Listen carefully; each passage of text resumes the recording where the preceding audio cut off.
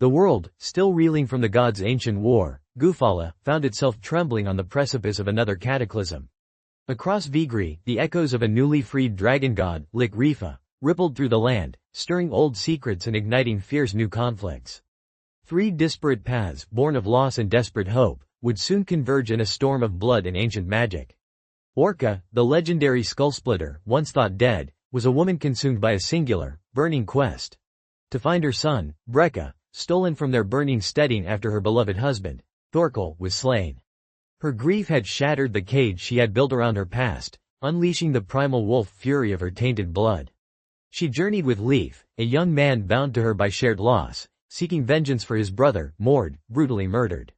At the Grimhold, a fortress she had carved through in her initial rampage, Glorner, the solemn chief of the Bloodsworn, her former warband, confronted her. He too grieved, for his sister, Volume, had been abducted. Prophecies from the Vaesen, Spurt and Vesli, confirmed a terrifying truth. Likrifa, the dragon god, was indeed free. This revelation, coupled with the discovery that stolen tainted children, including Brekka, were instrumental in the dragon's liberation, galvanized Orca. Despite her past betrayal of the Bloodsworn, a pragmatic alliance formed. Glorner would pursue Volume to Darl, while Orca, with a small contingent including the loyal Halja, Gunnar, and Revna, would track Brekka's abductor, Drekkr. Meanwhile, Elvar, newly burdened by the weight of leadership after the death of her chief, Agnar, navigated the ash-choked plain of Oskadir. Her lover, Beor, had brutally betrayed them, leaving Agnar to die. A blood oath, sworn to the Ser witch Uspa to retrieve her stolen son, Bjarn, bound Elvar and her loyal companions, Grend and Sivat. It was a binding not merely of will but of blood. Any thought of forsaking the oath brought searing pain. Their grim harvest from Oskadir included not only ancient treasures but also Likrifa's own Galdrbach, a book of dark magic.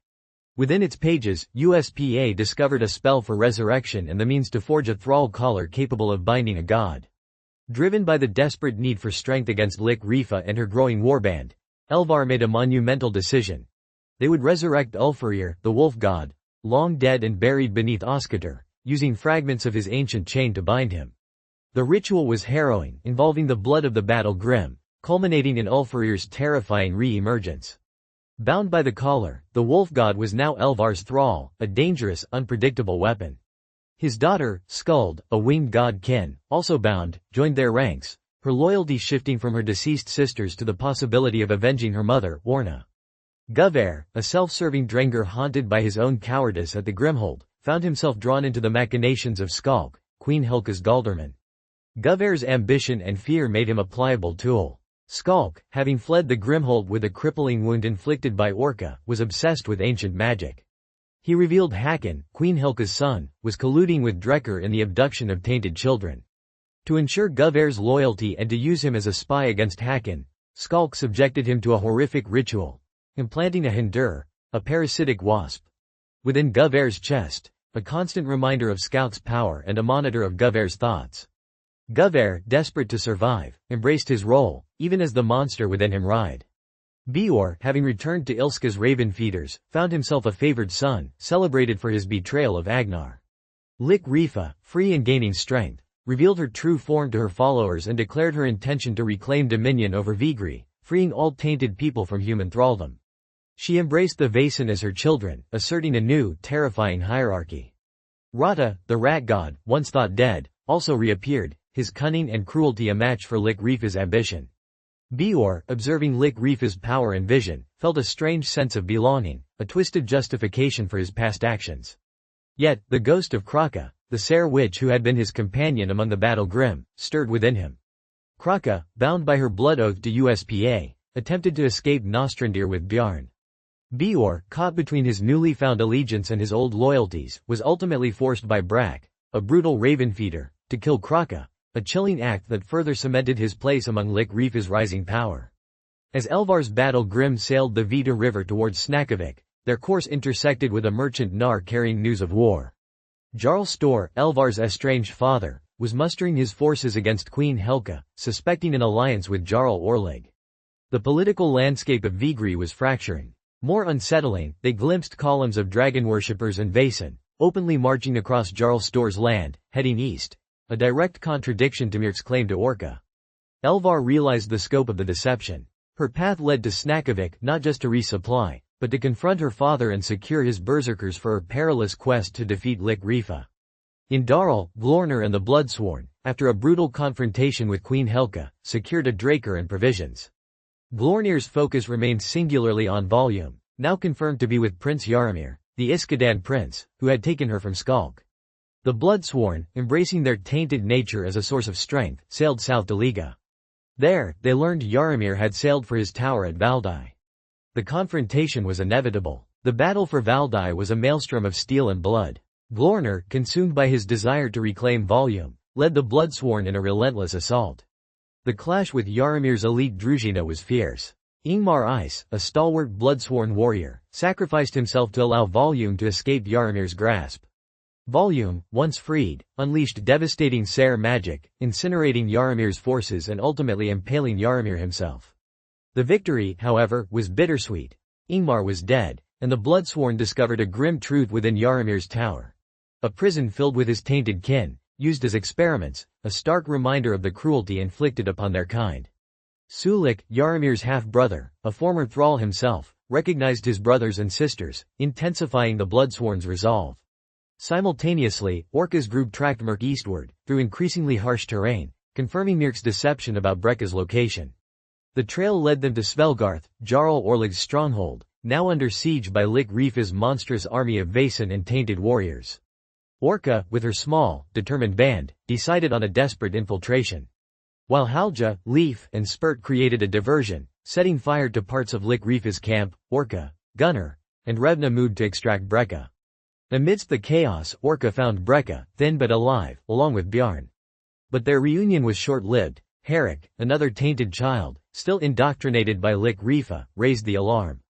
As Orca and her group fled with Brekka and Bjarn, Rata, the rat god, already present in the camp, revealed himself. He brutally confronted Orca, manipulating the scene to expose Ulfarir's whereabouts to Lik Rifa and ensure Orca's continued cooperation.